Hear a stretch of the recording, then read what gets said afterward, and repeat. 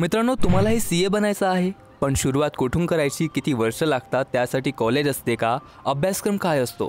जर हे प्रश्न तुमच्या मनात फिरत असतील तर तुम्ही अगदी योग्य ठिकाणी आला आहात। या व्हिडिओमध्ये आपण CA बनायची संपूर्ण माहिती अगदी सुरुवातीपासून बघणार आहोत, तेही अगदी स्पष्ट आणि सहज समजेल अशा पद्धतीने।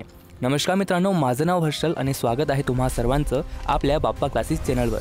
जर का तुम्ही या चॅनलवर नवीन असाल तर चॅनलला लगेचच सबस्क्राइब करून घ्या, जेणेकरून करिअर संबंधित नवीनतम अपडेट तुम्हाला मिळत राहतील। तर सर्वात आधी आपण CA म्हणजे नक्की कोण असतो आणि काय काम करतो हे समजून घेऊया।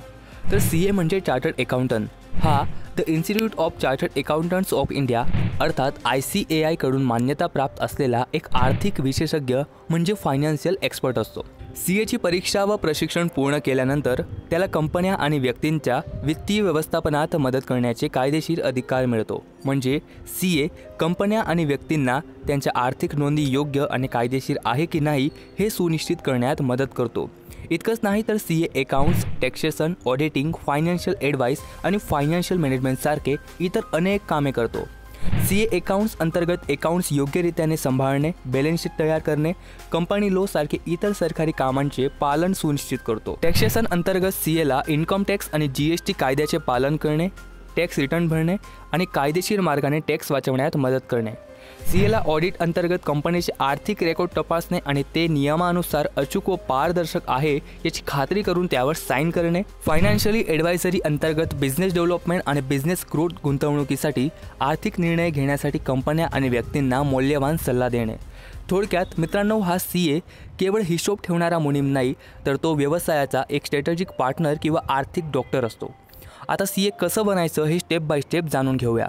तर मित्रांनो, CA होण्यासाठी कुठलाही कोर्स किंवा कॉलेज नसते। क्या बात कर रहे हैं?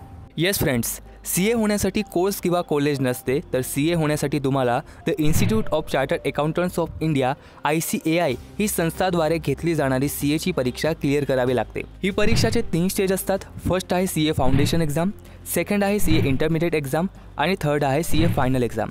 CA एक्झामिनेशनचे हे सगळे स्टेज सक्सेसफुली क्लिअर केल्यावरच तुम्हाला CA म्हणून काम करण्याची अधिकृत परवानगी मिळते।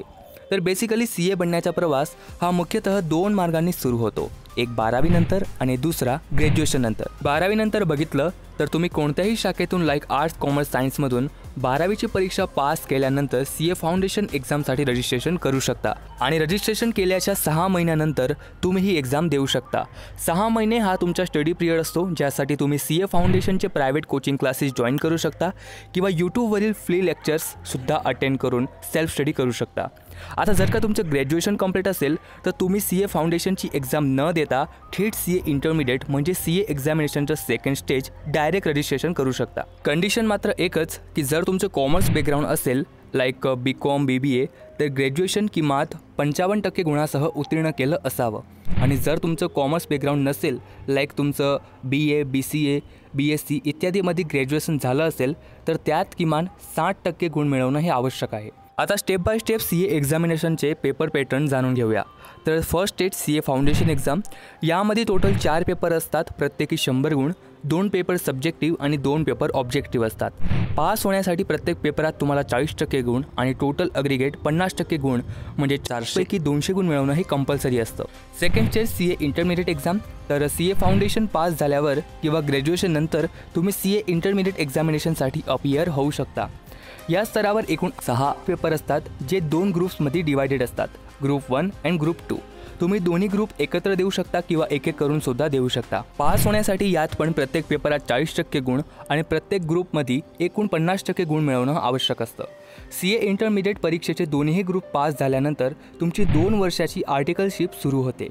CA मध्ये नुसतं पुस्तकी ज्ञान चालत नाही, तर प्रत्यक्ष कामाचा अनुभव महत्त्वाचा असतो। आर्टिकलशिप हा तुमच्या CA प्रवासातील सर्वात महत्त्वाचा आणि अनिवार्य भाग आहे।